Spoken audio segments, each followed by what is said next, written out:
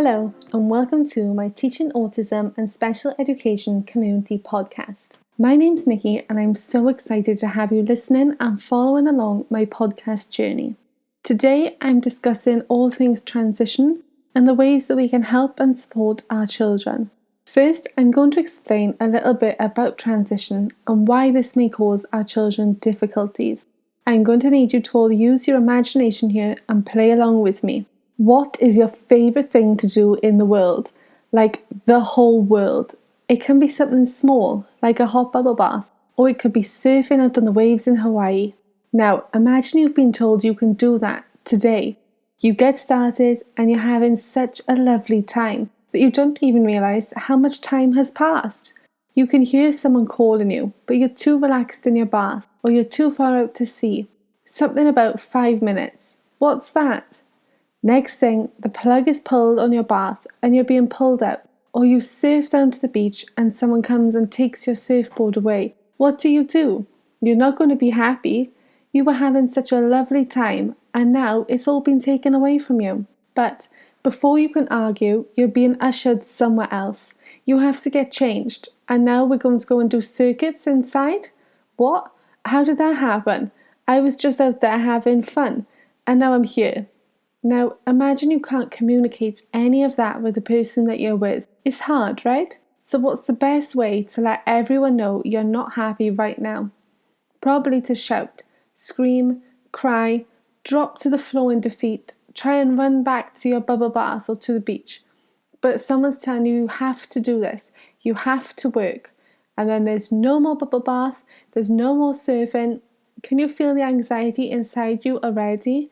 There's no more bubble bath, there's no more surfing, then why should I work if I don't get what I want? And that's it. You're lost. You have no reason to want to do this.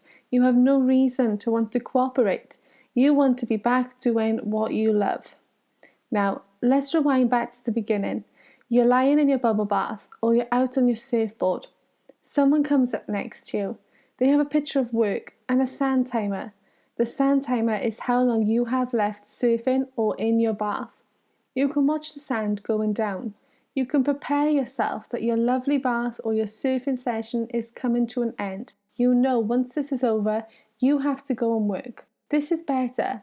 But one thing, how long am I going to be working for? Or what am I working on? Or what do I get after work? So although this is one step better, we're not quite there yet. Now, rewind again back to when someone brought you a picture and a sand timer. This time it says painting and you have the sand timer. Okay, so now you know what you're going to be doing. You can see how much longer is left of this activity. But can you come back here after it? What happens after work? How long are you working for? Rewind once more. Last time, I promise. Someone comes up to you. They have a board and all they say is first surfing, then painting, and they show you a sand timer. Okay, I get to surf now and then I have to go and paint. I can watch that sand timer go down.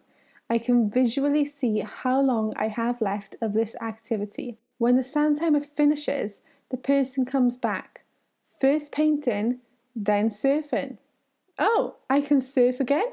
Well, that's exciting. Or they can give you a board of different pictures, what we fondly call a choice board. And you can choose what you want to do after you've finished painting. Well, now I don't mind because I get to pick something I want to do. I get to have a little bit of control over my future. Sure, I don't get to control the work that I'm doing or what I'm painting, but I can control what I choose to do when I finish that. You can also use the sand timer during a work activity. This will allow your child to visually see how long they have to sit and work for before they get their reward. Obviously, if you're just completing one activity and then they're getting the reward, a timer probably isn't needed. But if there's a few things you want to do or there's a long activity, consider using a visual timer so your student can see how much longer they have to work for before they get their reward. For my next example, I want you to imagine that you've been deserted on an island. They all talk Moncontagan. Now I know you can't talk that language because I just made it up. Their language is a mixture of symbols and weird letter variations. You get out of the airport and someone comes up to you. They start saying, "Monta via Yakudam." You have no idea what that means. But now you're being pulled through somewhere else. They're trying to take you somewhere. You're scared. You don't want to go with this person. You don't know them. You don't know what they're saying. And you certainly don't know where they're trying to take you. You start to panic. Are you a flight or a fight person? Are you going to run away screaming to try and get away and hide from whatever's happening? Or are you going to try and fight them off? Does this sound familiar to a situation you've ever encountered in your classroom or homeschool environment, or even at home with your child? What I notice the most when I visit schools and families at home is issues they're having with transition, where the most common things are people talking 100 miles an hour with 100 words a minute. The poor child has no idea what they're talking about. They cannot process that quickly. I always tell a teacher, slow down. Stop and take a breath before you speak. Start by saying their name to get their attention.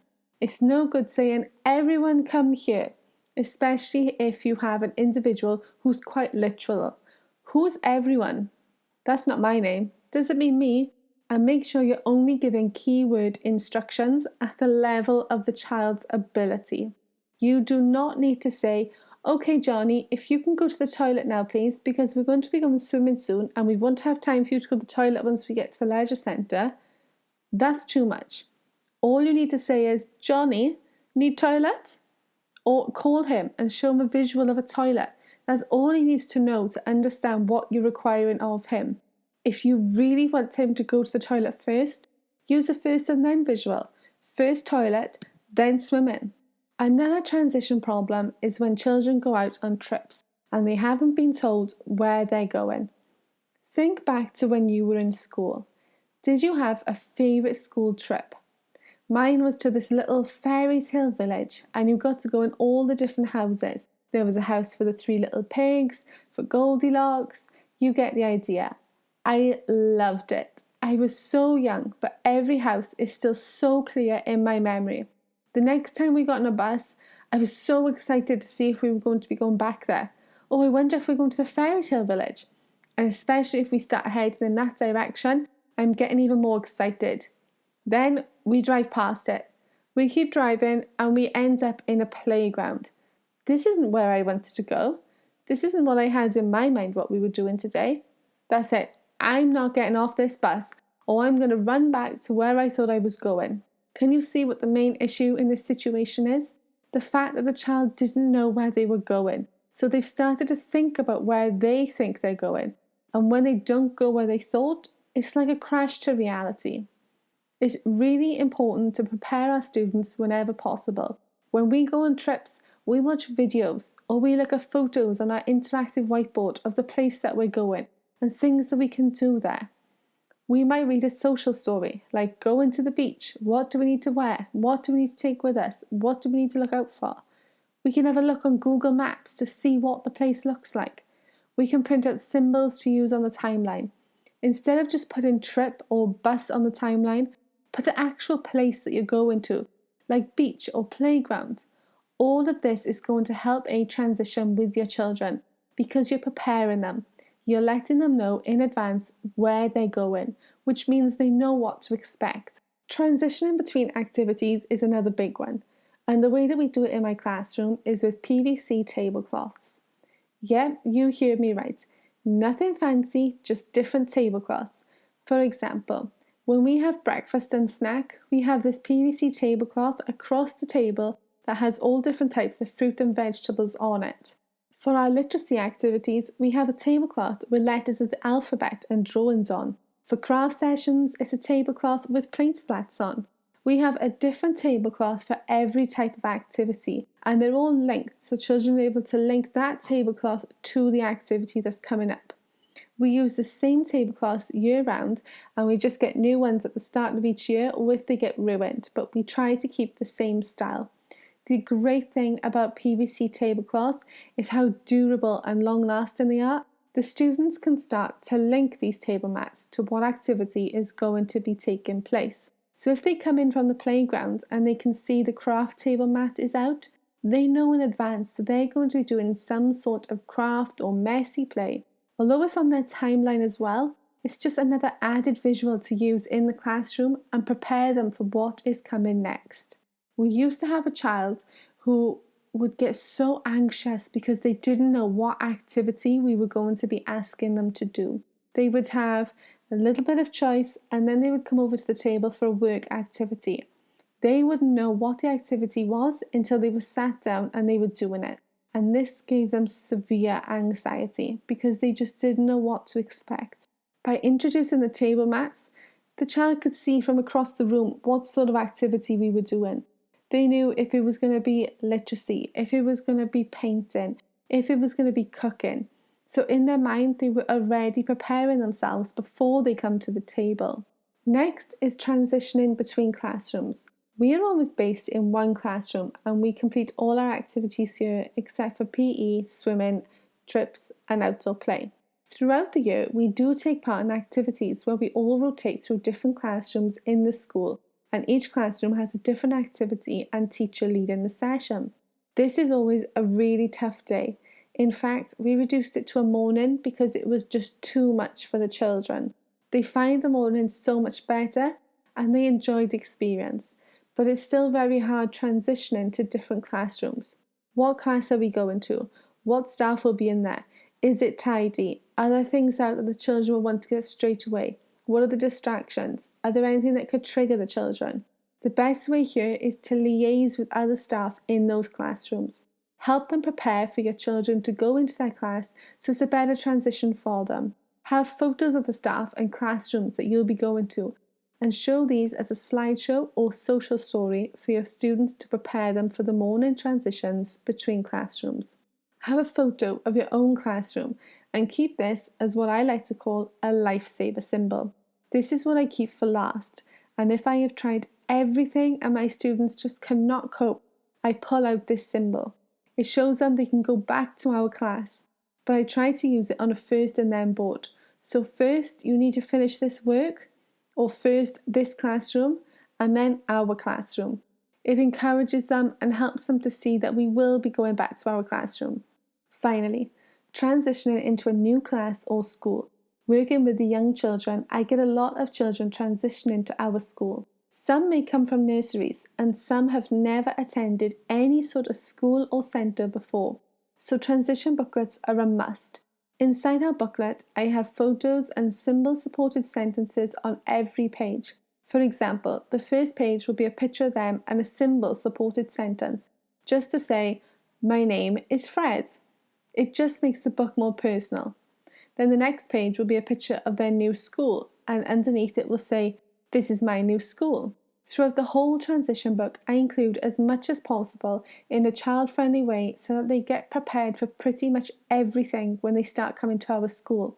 I include how they'll travel to and from school, what uniform they'll wear, what they can have for snack and lunch, what their classroom looks like, who their classmates are, who are the staff in the class, other staff they may see.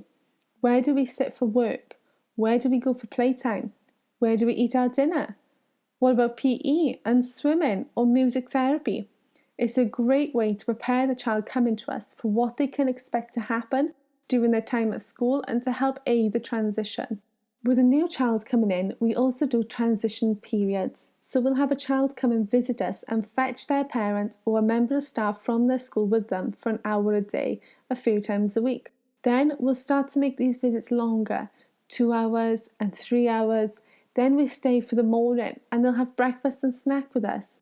Then we'll work up to staying for dinner too. Then we'll switch it and come in the afternoons a few times. Then we build up to staying for 3/4 of the day. And finally, a full day. We'll also start to transition out the person who comes along with them. They can stay in the school, but they can go to another class or go into the staff room. That way, they're still close by at the beginning of the transition period if we feel they're needed for any sort of comfort or support with the child. But they're out of sight of the child, which gives them the chance to explore and form new relationships. So what should you do if you have a child who struggles with transition? Stop and take a step back. Get out your trusty notebook, your phone or your tablet and now watch. And watch some more. Watch for a week. Look at the different reactions your student gives. See how they respond to transition. Is there a certain type of transition they find difficult? Is it a certain activity that they find hard to go to or hard to leave? Maybe it's because they're going from an activity that they really enjoy to one they really dislike. Consider sensory issues. Sound. Who's working with them? I had a child a couple of years ago who used to love imaginative play. Do not believe all the autism myths, because I have children who squash at least one autism myth every year. He would have all these little people in a farm with the farm animals, and he would play for hours if he could. When it was time to finish and go to a work activity, we had World War III. No joke. He did not want to finish playing. He wanted to carry on playing out the story he had in his mind. His imagination was flowing, and there would be so many meltdowns. So we started to give him a choice. He could put his people into a basket, fetch it with us, and it was his reward at the end of his work activity. Or he could fetch one of his people over to watch him work. The rules were he was not allowed to touch or play with them while working, but they could be in his line of vision. If we felt he was distracted, we'd give him a few more chances before putting them under the table. His transitions became so much better, especially when the possibility of removing his toys was mentioned. I just couldn't take away his imaginative play, especially when he got so much out of those toys. So, a quick recap of some of the things to bear in mind when transitioning your students from one activity to another, and a few more of my favourite tips. 1. Ensure you are being clear how long they have left of their chosen activity. Do not just take it away from them. Provide visuals like a timer, count them down. Anything that will help them to understand how much longer they have left before they have to move. 2. Help them understand what they are going to do next. Prepare them for what's coming up, especially if it's something they do not like doing. The element of surprise or worrying what to expect is usually what causes a lot of problems in transition, because they just don't know where they're going or what to expect. 3. It's okay for them to transition using an object from their previous activity to this activity, so long as it's not distracting them. 4. Use visual cues, like the PVC tablecloths that we use, to let your students know what type of activity they're going to be doing. 5. Slow down. Don't rush your students from one activity to another. It's not a race. Trying to rush them will only cause more anxiety and is going to increase the risk of a meltdown. Slow it down to their level and support them. 6. If you're transitioning to a new activity, make sure the activity is set up. Do not transition them from choice to an art activity, then sit down and then get everything ready while they're sat waiting. Make sure everything's set up, ready, and then call them over to complete the activity. 7. Time and patience. It's going to take time. Transition is hard and you won't see miracles overnight. 9. If you're transitioning from a busy activity like outdoor play or PE, then try and calm it down before the next session starts. After playtime, we like to have a greeting on the interactive whiteboard. We'll have calm, relaxing songs and photos of the children on there. They check themselves in on the register, and it's very interactive for days of the week, how's the weather, and all those types of important life skill activities. This helps to calm the children down and bring them back down to a level where they're ready to transition to a work activity. There's nothing worse than getting the children in from playtime and then trying to sit them down and do work straight away. It's no good. They need to calm down first. 10. If your child isn't ready to use a visual symbol timeline yet, then use an object one. Use real-life objects that they can link to activities on their timeline. Instead of using symbols, you are literally going to use real-life objects, like a paintbrush to signify art, a plate for lunch, shapes for math activities. 11. Have a good daily routine and stick to it where possible. If children don't have routine, they're going to be a little bit all over the place. By having a set routine every week, it helps your children to learn what's coming next and to prepare them for each of the lessons on different days. Like knowing that swimming takes place every Friday morning, cookery takes place on a Wednesday morning. 12. Take a deeper look into your child's behaviours. See if there's a reason why they display behaviours during transition. Is it going to a certain activity? Maybe they dislike doing it. Is there a sensory issue? Does someone have really strong perfume on in that room? Is there a child who makes high-pitched noises? Does the room smell? No, that isn't a joke. I once had a student who hated going into a specific room because it smelled funny to him. We could never smell anything different, but he was adamant, and we were so lucky that he was verbal to tell us this because we would never have been able to guess. Or has your child had a bad experience during a specific activity or in that area or classroom? Have they had an accident there before? You literally have to turn yourself into a detective and think of all the different possibilities. 13. Are you interrupting something? Some of our children don't have only one diagnosis. They may have a few, and many of our children do have OCD, which is obsessive compulsive disorder, as an additional diagnosis. Please bear things like this in mind when you're trying to transition your students, because you may have a child who may not have even been diagnosed yet with OCD, but they may be displaying traits of it, and it's important to look for these. For example, if you're asking a child who is half coloured in their picture to move on to a different activity, they might really struggle to leave what they think is a half-finished activity. They can't think that they can come back to it later on. They need to finish it now before they move on to something else. Bear this in mind if you are giving your students really long activities to complete, especially if you know they're not going to have enough time to complete them. For them, they need to finish an activity completely before they can move on. So pay close attention to little details like this. 14. Break down activities into steps. If you want your child to finish eating their food, then go to the bathroom and then brush their teeth, make visuals for this to support the whole routine. I use adapted sequencing books for all of my life skills activities. You can find these on my Teachers Pay Teachers under Teaching Autism or my website teachingautism.co.uk. They break down the steps needed from my students in order to complete the activity. By making these steps smaller, the activity isn't as overwhelming for them. It's easier for them to transition to an activity where they know what they need to do in order to complete it, rather than be overwhelmed by all the steps. 15. Let your children have some form of control, like when we discussed the first and then board, and then providing your child with a choice board, rather than giving them a symbol and telling them what they'll be doing. Sure, they can't control everything, but give them control over what they can, like choice activities.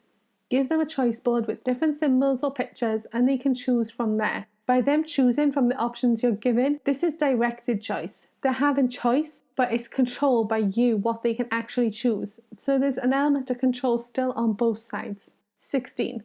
Rewards. When transition goes well, reward them. It doesn't have to be anything massive. Many of our children enjoy a high five or some bubbles. They can work towards a big treat at the end of the day.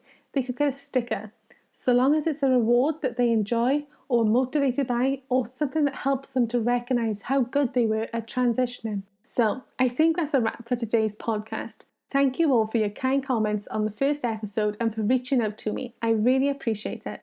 If you have any questions about transition, if you're looking for advice on a particular student who's displaying certain behaviours during transition, or even if you want to share ways that you help your students and children with transition, please reach out to me, either by leaving a comment on this podcast episode or my social media accounts, or email me at contact@teachingautism.co.uk.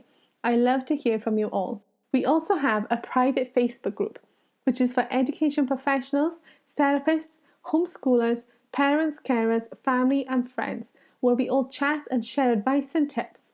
You can join this over on Facebook under Teaching Autism and Special Ed Community. If you have 5 minutes, please consider reviewing my podcast on iTunes.